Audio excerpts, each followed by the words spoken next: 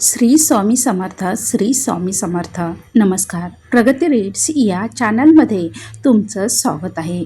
आज आपण श्री नवनाथ भक्तिसार या ग्रंथातील अध्याय 8चा सविस्तर मराठीत अर्थ ऐकणार आहोत. तरी शेवटपर्यंत नक्की ऐका.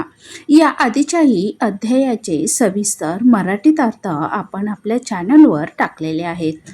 तरी नक्की चॅनलला व्हिजिट देऊन पाहून घ्या.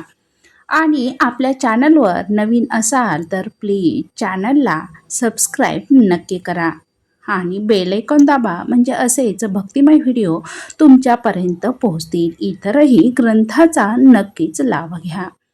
अध्याय 8 मध्ये नवनाथ भक्तिसार ग्रंथ तीर्थयात्रेचे महत्त्व सांगतो. या अध्यायात भक्ताला समजावले जाते की तीर्थयात्रा ही केवळ फिरण्याची गोष्ट नाही, तर ती मनाच्या शुद्धीसाठी, अहंकार कमी करण्यासाठी आणि भक्ती दृढ करण्यासाठी असते. या अध्यायाचा उद्देश असा आहे की शरीर चालते तेवढे चालवावे, परंतु मनाला देवाकडे वळवून अंतःकरण शुद्ध करून जीवनात सदाचार निर्माण करूनच तीर्थयात्रेचे खरे फल मिळते. तुम्ही अहंकार विरहित निस्वार्थपणे सेवा केली तरच तुम्हाला त्याचे फळ मिळते. द्वारका यात्रा. गोमती स्नानाचे महत्त्व पाहूयात. अध्याय 8 मध्ये प्रथम भक्त द्वारका नगरीला जातो. द्वारका ही श्रीकृष्णाची पवित्र नगरी आहे. तेथे पोहोचल्यावर भक्ताला त्या पावन भूमीचे दर्शन होते आणि त्याचे मन भक्तीने भरून जाते, प्रसन्न होते. यानंतर भक्त गोमती नदीत स्नान करतो. येथे स्नानविधी यथार्थ असे सांगितले आहे. म्हणजे स्नान हे फक्त शरीर धुण्यासाठी नाही. स्नान करताना भक्ताने मनात देवाचे स्मरण ठेवावे, पापवृत्तीचा, स्वार्थी मनाचा त्याग करावा आणि आत्मशुद्धीची प्रार्थना करावी आणि आपलं मन शुद्ध करावे. गोमतीत स्नान करून भक्त द्वारकानाथ श्रीकृष्णाचे दर्शन घेतो. श्रीकृष्णाचे दर्शन घेताच भक्ताचे चित्त प्रसन्न होते, मन शांत होते आणि अंतःकरणात आनंदाचा प्रकाश निर्माण होतो. या भागातून ग्रंथ सांगतो की तीर्थाचे स्नान आणि देवदर्शन श्रद्धेने केले तरच मन प्रसन्न होते. पुढे पाहूयात अयोध्या यात्रा, शरयू स्नान आणि रामदर्शन. द्वारकेची यात्रा पूर्ण झाल्यानंतर भक्त पुढे अयोध्याला जातो. अयोध्या ही प्रभू श्रीरामांची जन्मभूमी असल्याने ती नगरी भक्तीसाठी अत्यंत पवित्र मानली जाते. अयोध्येत पोहोचल्यावर भक्त केवळ मंदिरात न जाता आधी रामकथा ऐकतो. संतांकडून रामचरित्र श्रवण करतो. कारण ग्रंथ सांगतो की कथा श्रवणाने श्रद्धा वाढते आणि अंतःकरण निर्मळ होते. यानंतर भक्त शरयू नदीच्या तीरावर स्नान करतो. शरयू स्नानाचे महत्त्व असे सांगितले आहे की या स्नानाने केवळ शरीर शुद्ध होत नाही, तर मनातील पापविचार, स्वार्थपणा, दोष आणि अहंकार याचा नाश होतो आणि खरोखर कधीही स्नान करताना आपलं फक्त शरीर स्वच्छ न करता मनापासून मन शांत ठेवून खऱ्या विचाराने पाप ही तिथे नष्ट होऊ द्यावेत. आपल्या मनातील दोष, राग, लोभ याचा नायनाट करावा, अहंकाराचा नाश करावा, तर ती खरी भक्ती आणि श्रद्धा मानली जाते. शुद्ध झाल्यावर भक्त रामदर्शनाला जातो. प्रभू श्रीरामाचे दर्शन घेतल्यावर भक्ताला समाधान मिळते. राम हे धर्म, सत्य, संयम आणि करुणेचे प्रतीक आहेत. त्यामुळे रामदर्शन भक्ताला धर्ममार्गावर चालण्याची प्रेरणा देते.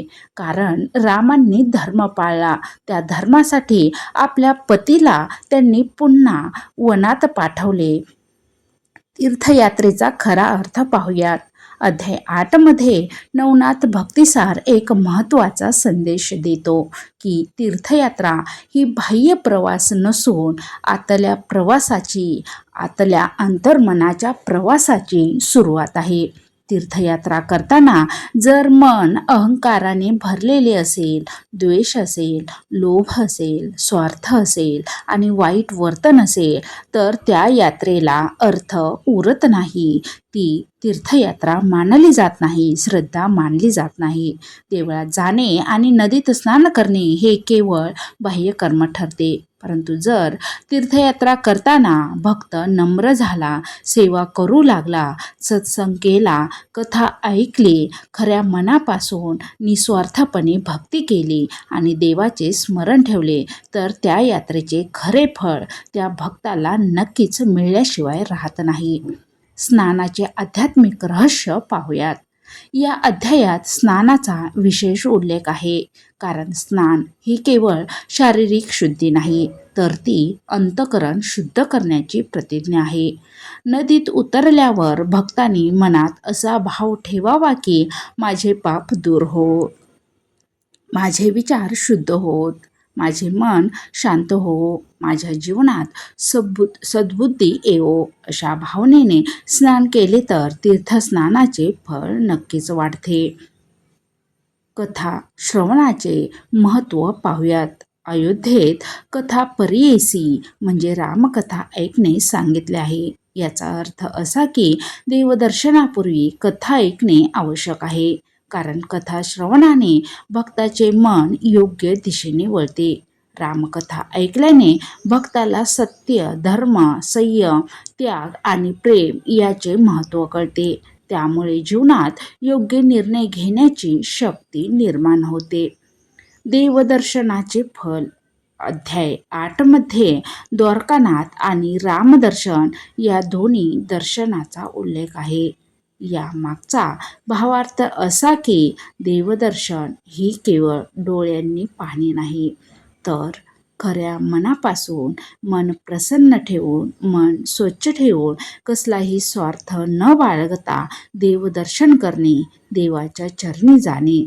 देवदर्शन म्हणजे मनातील अशुद्धता कमी होणे, भक्तीत वाढ होणे, दुःख सहन करण्याचे धैर्य मिळणे, अहंकाराचा नाश करणे, जीवनात सकारात्मक बदल घडविणे, सकारात्मक एनर्जी निर्माण करणे, विचार करणे. म्हणूनच दर्शनानंतर प्रसन्नचित्ती असे म्हटले आहे. नवनाथांचा संदेश. तीर्थ बाहेर नाही, तीर्थ आत आहे. या अध्यायाचा सर्वात मोठा सारांश असा आहे की खरे तीर्थ म्हणजे आपल्या मनाची शुद्धी. खरी भक्ती करणे म्हणजे मन शुद्ध, मन प्रसन्न ठेवून भक्ती करणे, श्रद्धा ठेवणे, तरच त्याचे फळ आपल्याला मिळते आणि आपल्यालाही एक भक्त म्हणून देव आपल्यावर प्रसन्न होतो. म्हणूनच नवनाथ सांगतात की तीर्थयात्रेबरोबरच अंतर्मुख साधना करावी. त्याने मन प्रसन्न होते, मन शांत होते, मनात चांगले विचार निर्माण होतात, कारण कथेत चांगल्याच गोष्टी आपल्याला ऐकायला मिळतात. त्यामुळे खरोखर आपल्या मनात, आपल्या विचारात पॉझिटिव्ह एनर्जी निर्माण होते. आपण चांगले विचार करायला लागतो, वाईट कृत्यापासून लांब राहतो, अहंकाराचाही आपण आपोआप नष्ट करायला तयार होतो. गृहस्थांसाठी अध्याय 8चा आपल्यासाठी उपदेश. हा अध्याय गृहस्थ भक्ताला सांगतो की प्रत्येकाला दूर तीर्थयात्रेला जाणे कधीही शक्य नसते, परंतु जो व्यक्ती रोज आपल्या घरातच देवाचे स्मरण करतो, मन शुद्ध ठेवतो, सत्य बोलतो, सेवा करतो, अहंकार टाळतो, तोही प्रत्यक्ष तीर्थयात्रेचेच फल मिळवतो. तीर्थयात्रेला लांब लांब गेलं म्हणूनच त्याच व्यक्तीला देव प्रसन्न होतो असं कधीही नसतं. मनात भाव असावा, मग देव कुठूनही आपल्यावर प्रसन्न होतो. अध्याय 8 आपल्याला शिकवतो की तीर्थयात्रा ही भक्ती जागृत करण्यासाठी आहे. स्नान हे शरीर व मन शुद्ध करण्यासाठी आहे. कथा श्रवणाने सद्बुद्धी वाढते, चांगले विचार निर्माण होतात. देवदर्शनाने चित्त, आपलं मन प्रसन्न होते. खरे तीर्थ म्हणजे अंतःकरणाची निर्मळता. अंतःकरण शुद्ध निर्मळ ठेवूनच खरी भक्ती करा. अध्याय 8चा आपण थोडक्यात सारांश पाहूयात.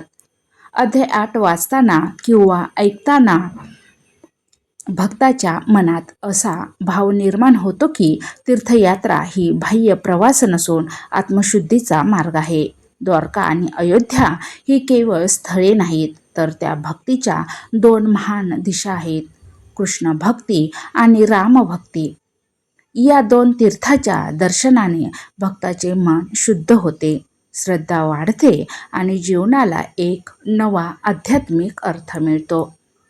व्हिडिओ आवडल्यास प्लीज आपल्या व्हिडिओला लाईक करा, चॅनलला सबस्क्राईब करा आणि बेल आयकॉन दाबा, म्हणजे आमचे नवीन व्हिडिओ सर्वात आधी तुमच्यापर्यंत पोहोचतील. काही चुकलं असेल तर क्षमा असावी. मी माझी सेवा श्री गुरुचरणी अर्पण करते. धन्यवाद. श्री स्वामी समर्थ.